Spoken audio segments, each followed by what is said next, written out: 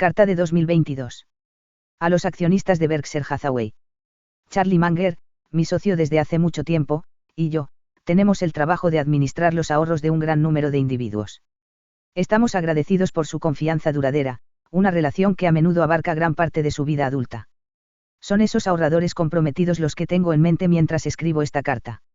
Una creencia común es que la gente decide ahorrar cuando es joven, esperando así mantener su nivel de vida después de la jubilación. Según esa teoría, los activos que queden al fallecer se dejarán a la familia o, también, a amigos y a la filantropía. Nuestra experiencia es diferente. Creemos que los accionistas de Berkshire son en su mayoría del tipo ahorradores permanentes. A pesar de que estas personas viven bien, con el tiempo destinan la mayoría de sus fondos a organizaciones benéficas. Estas, a su vez, redistribuyen los fondos mediante gastos destinados a mejorar la vida de muchas personas que no están relacionadas con el benefactor original. A veces, los resultados han sido espectaculares. La forma en que se usa el dinero desenmascara a los seres humanos. Charlie y yo vemos con placer el vasto flujo de fondos generados por Berkshire que acaban financiando necesidades del público y, junto a eso, lo poco que nuestros accionistas prefieren construir dinastías u otro tipo de activos más personalistas. Es un placer trabajar para accionistas como los nuestros. ¿Qué hacemos? Charlie y yo distribuimos sus ahorros en Berkshire de dos maneras relacionadas. En primer lugar, invertimos en empresas que controlamos, normalmente comprando el 100% de la misma. Berkshire decide cómo se asigna el capital en estas filiales y selecciona a los consejeros delegados que realizan la gestión del día a día. Cuando se gestionan grandes empresas, tanto la confianza como las reglas son esenciales. Berkshire hace hincapié en la primera en un grado inusual, algunos dirían que de forma extrema. Las decepciones son inevitables. Somos comprensivos con los errores empresariales, pero nuestra tolerancia con la mala conducta personal es cero. La segunda forma es comprar acciones que cotizan en bolsa a través de las cuales poseemos pasivamente partes de empresas. En estas inversiones, no tenemos voz ni voto en la gestión. Nuestro objetivo es en ambos casos realizar inversiones significativas en empresas que tengan tanto características económicas favorables y duraderas como gestores dignos de confianza. Tenga en cuenta principalmente que compramos acciones que cotizan en bolsa basándonos en nuestras expectativas sobre sus resultados empresariales a largo plazo, pero no porque creamos que son una oportunidad para comprar y vender pronto. Este punto es crucial. Charlie y yo no seleccionamos acciones, sino negocios. A lo largo de los años, he cometido muchos errores. En consecuencia, nuestra amplia colección de empresas consiste actualmente en unas pocas que tienen verdaderamente características extraordinarias, muchas que gozan de muy buenas características, y un gran grupo que son marginales. Por el camino, otras empresas en las que he invertido han muerto, porque sus productos no fueron deseados por el público. El capitalismo tiene dos caras, el sistema crea una pila cada vez mayor de perdedores, mientras que al mismo tiempo genera bienes y servicios cada vez mejores. Joseph Schumpeter llamó a este fenómeno destrucción creativa. Una ventaja de las acciones cotizadas es que, muy ocasionalmente, resulta fácil comprar partes de negocios maravillosos a precios maravillosos. Es crucial entender que las acciones a menudo se negocian a precios realmente disparatados, tanto por lo alto como por lo bajo. Los mercados eficientes solo existen en los libros de texto. En realidad, las acciones y los bonos negociables son desconcertantes, y su comportamiento solo suele entenderse a posteriori. Las empresas controladas son de otra clase. A veces alcanzan precios ridículamente altos, pero casi nunca se pueden comprar a precios de ganga. A menos que esté bajo coacción, el propietario de una empresa controlada no se plantea venderla a un precio de pánico. Llegados a este punto, es apropiada una autoevaluación, que es la siguiente: en 58 años de gestión de Berkshire, la mayoría de mis decisiones de asignación de capital no han sido mejores que un 5 o 6 sobre 10.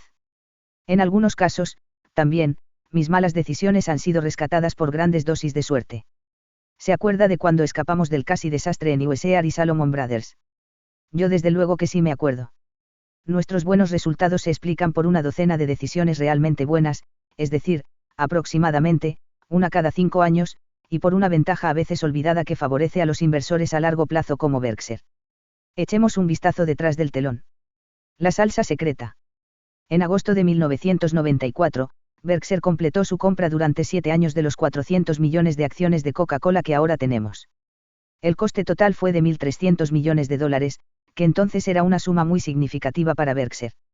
El dividendo en efectivo que recibimos de Coca-Cola en 1994 fue de $75 millones.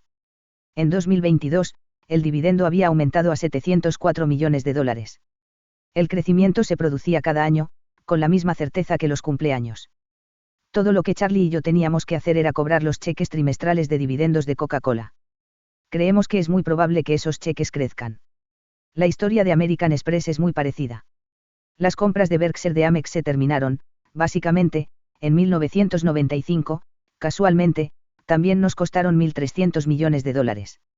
Los dividendos anuales recibidos de esta inversión han pasado de 41 a 302 millones de dólares. Esos cheques, también, parece muy probable que aumenten. Estas ganancias de dividendos, aunque agradables, están lejos de ser espectaculares. Pero traen consigo importantes ganancias en los precios de las acciones. A finales de año, nuestra inversión en Coca-Cola estaba valorada en 25.000 millones de dólares, mientras que la de Amex en 22.000 millones. Cada una de estas dos participaciones representa ahora aproximadamente el 5% del patrimonio neto de Berkshire. Supongamos, por un momento, que hubiera cometido un error de inversión de tamaño similar en la década de 1990, uno que se estancó y simplemente retuvo su valor de 1.300 millones de dólares en 2022. Un ejemplo de eso sería un bono de alta calidad a 30 años. Esa inversión decepcionante representaría ahora un insignificante 0,3% del patrimonio neto de Berkshire y nos proporcionaría unos 80 millones de dólares de ingresos anuales. La lección para los inversores es que las malas hierbas se marchitan en importancia a medida que florecen las flores. Con el tiempo, bastan unos pocos ganadores para hacer maravillas. Y, sí, también ayuda a empezar temprano y vivir hasta los 90. El año pasado en breve. Berkshire tuvo un buen año en 2022. Los beneficios de explotación de la empresa, que sigue la definición de los principios contables generalmente aceptados, pero sin tener en cuenta las ganancias o pérdidas de capital por las acciones en cartera, marcaron un récord de 30.800 millones de dólares. Charlie y yo nos centramos en esta cifra operativa y les recomendamos que ustedes también lo hagan. La cifra de los principios contables generalmente aceptados, sin nuestro ajuste, es decir, sin excluir las ganancias o pérdidas de capital por las tenencias de acciones, fluctúa salvaje y caprichosamente cada vez que hay que presentar los balances. Observen su comportamiento acrobático en 2022, que no es en absoluto inusual, ver tabla en el vídeo. Los beneficios contables son 100% engañosos cuando se consideran trimestral o incluso anualmente. Las ganancias de capital, sin duda, han sido muy importantes para Berkshire en las últimas décadas, y esperamos que sean significativamente positivas en décadas futuras. Pero sus oscilaciones trimestrales, regular e irracionalmente difundidas por los medios de comunicación, confunden totalmente a los inversores. Un segundo hecho positivo para Berkshire el año pasado fue nuestra compra de Alleghany Corporation, una aseguradora de daños patrimoniales capitaneada por Joseph Brandon. He trabajado con Joseph en el pasado, y entiende tanto Berkshire como los seguros. Alleghany nos aporta un valor especial porque la incomparable solidez financiera de Berkshire permite a sus filiales de seguros seguir estrategias de inversión valiosas y duraderas a las que no pueden acceder sus competidores. Con la ayuda de Alleghany, nuestro capital flotante en seguros aumentó durante 2022 de 147.000 a 164.000 millones de dólares. Con una suscripción de nuevas pólizas disciplinada, estos fondos tienen bastantes posibilidades de no generar costes a lo largo del tiempo. Desde la compra de nuestra primera aseguradora de daños materiales en 1967, el capital flotante de Berkshire se ha multiplicado por 8.000 a través de adquisiciones, operaciones e innovaciones. Aunque no se reconoce en nuestros estados financieros, este capital flotante ha sido un activo extraordinario para Berkshire. En 2022 se produjo una ganancia muy pequeña en el valor intrínseco por acción gracias a las recompras de acciones propias por parte de Berkshire, así como a movimientos similares en Apple y American Express, donde tenemos importantes participaciones. En Berkshire recompramos el 1,2% de las acciones en circulación de la empresa. En Apple y Amex, sus recompras aumentaron un poco nuestra participación sin ningún coste para nosotros. Las matemáticas no son complicadas, cuando hay menos acciones en circulación, la participación de cada accionista aumenta. Tanto mejor si las recompras se hacen a precios que aumenten el valor. Solo cuando una empresa paga de más por las recompras, los accionistas salen perdiendo.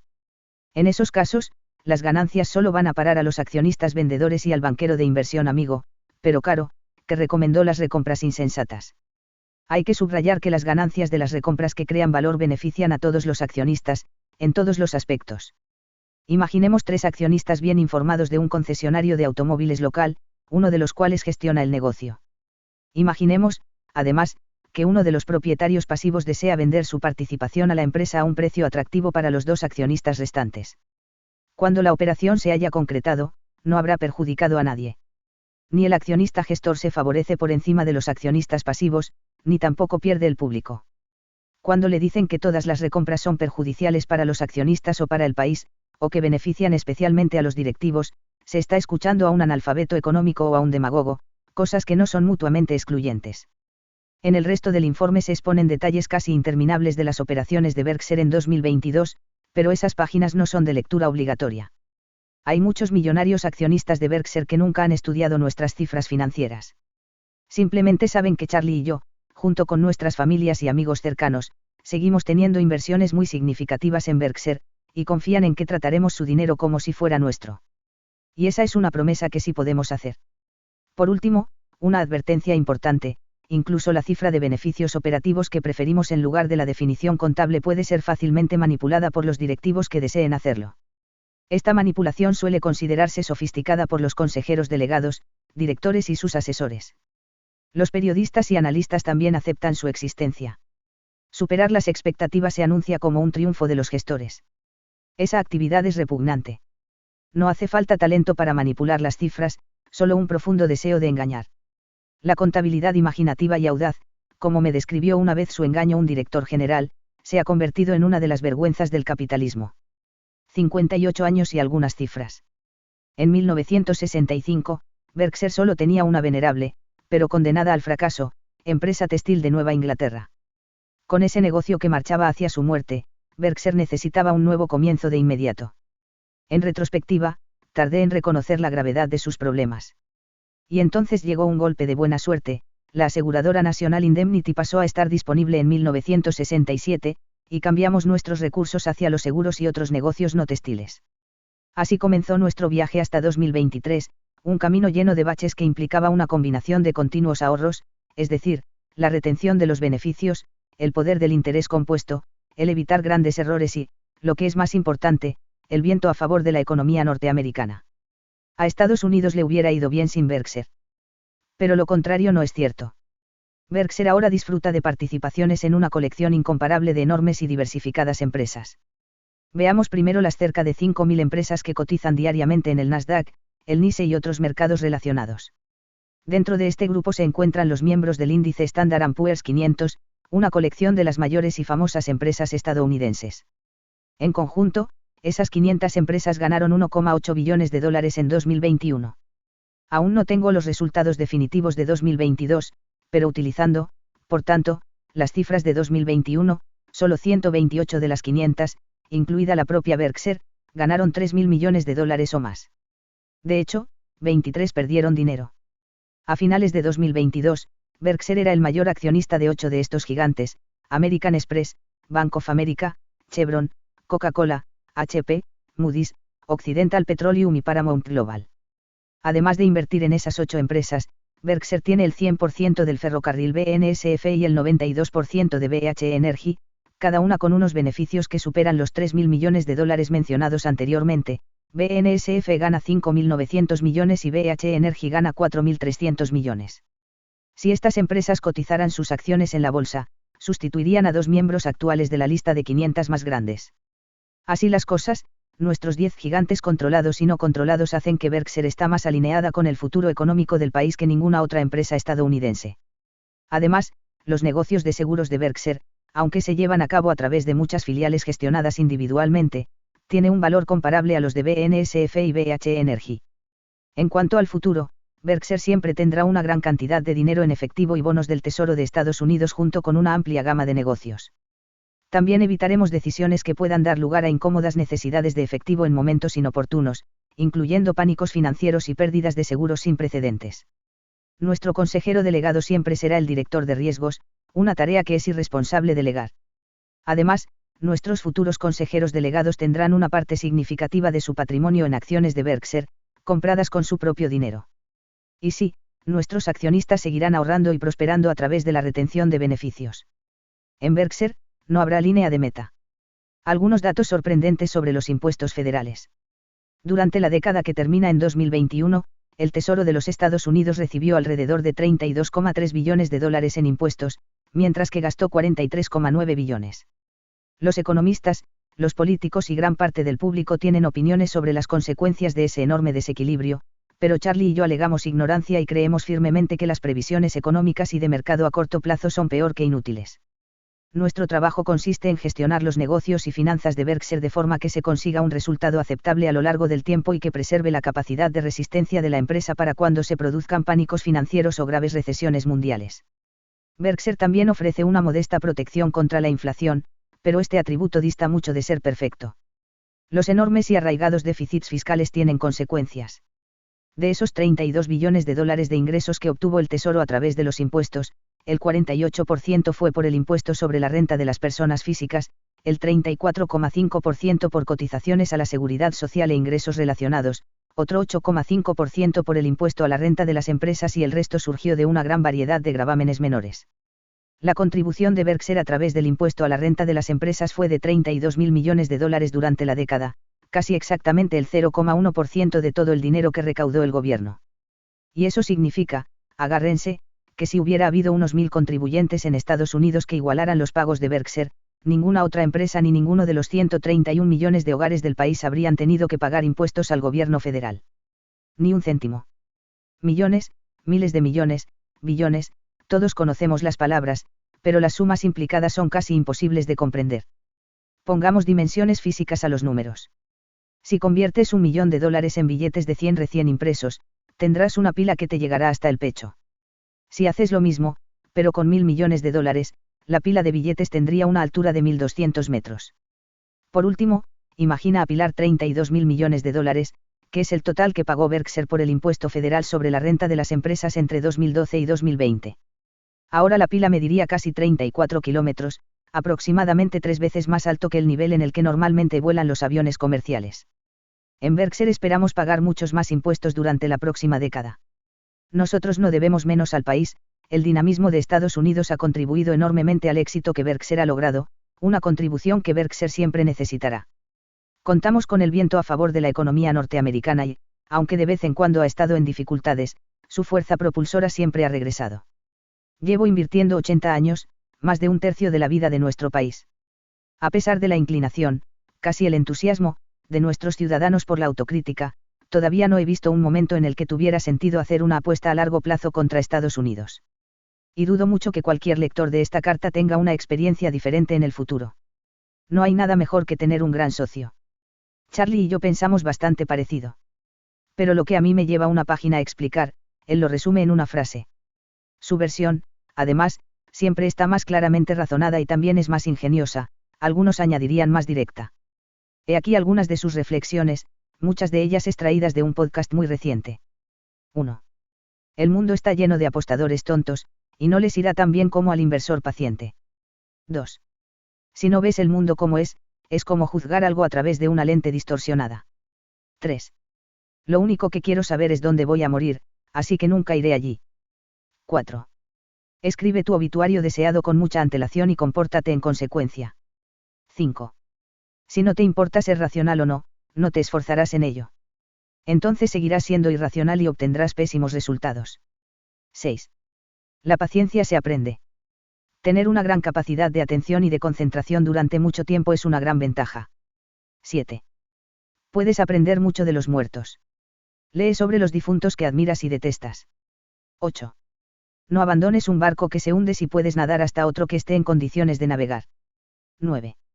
Una gran empresa sigue trabajando cuando tú ya no estás, una empresa mediocre no hará eso. 10. Warren y yo no nos centramos en la espuma del mercado. Buscamos buenas inversiones a largo plazo y las mantenemos obstinadamente durante mucho tiempo. 11. Ben Graham dijo, en el día a día, el mercado de valores es una máquina de votar, pero en el largo plazo es una máquina de pesar. Si sigues haciendo algo más valioso, entonces habrá alguien inteligente que se dará cuenta y empezará a comprar. 12. No existe algo 100% seguro a la hora de invertir. Por lo tanto, el uso del apalancamiento es peligroso. Una cadena de números maravillosos multiplicada por 0 siempre será igual a 0. No cuentes con hacerte rico 2 veces. 13. Siempre tienes que seguir aprendiendo si quieres convertirte en un gran inversor. Cuando el mundo cambia, tú debes cambiar. 14. Warren y yo odiamos las acciones ferroviarias durante décadas, pero el mundo cambió y, finalmente, el país contaba con 4 enormes ferrocarriles de vital importancia para la economía estadounidense. Tardamos en reconocer el cambio, pero más vale tarde que nunca. Por último, añadiré 2 frases cortas de Charlie que han sido básicas para él durante décadas. Warren, piénsatelo mejor. Tú eres inteligente y yo tengo razón. Y así sucesivamente. Nunca tengo una llamada telefónica con Charlie sin aprender algo. Y, aunque me hace pensar, también me hace reír. Añadiré a la lista de frases de Charlie una mía: encuentra un compañero inteligente, preferiblemente algo mayor que tú, y luego escucha con mucha atención lo que te diga. Una reunión familiar en Omaha. Charlie y yo no tenemos vergüenza. El año pasado, en nuestra primera reunión de accionistas en 3 años, les dimos la bienvenida con nuestro habitual ajetreo comercial. Desde la campana de apertura, fuimos directamente a por su dinero. En poco tiempo, nuestro kiosco de See's Candies les vendió 11 toneladas de nutritivos dulces de maní y chocolates. También le prometimos longevidad. Después de todo, ¿qué otra cosa más que los dulces de See's podría explicar que Charlie y yo llegáramos a los 99 y 92 años? Le resumo cómo fue el encuentro del año pasado. El viernes, las puertas estuvieron abiertas desde el mediodía hasta las 5 de la tarde, y nuestros mostradores de caramelos registraron 2.690 ventas. El sábado, See's registró otras 3.931 transacciones entre las 7 de la mañana y las 4:30 de la tarde, a pesar de que durante gran parte del tiempo los mostradores funcionaron mientras se proyectaba nuestra película y durante la sesión de preguntas y respuestas. Hecha cuentas, See's realizó unas 10 ventas por minuto durante su horario de máxima actividad, acumulando un volumen de $400.309 durante los 2 días, con toda la mercancía adquirida en un único establecimiento que vende productos que no han sido alterados materialmente en 101 años. Lo que funcionó para See's en los tiempos del modelo T de Henry Ford sigue funcionando ahora. Charlie, yo, y todo el grupo de Berkshire esperamos verte en Omaha el 5 y 6 de mayo. Lo pasaremos bien y vosotros también. Warren Buffett, presidente del Consejo, 25 de febrero de 2023.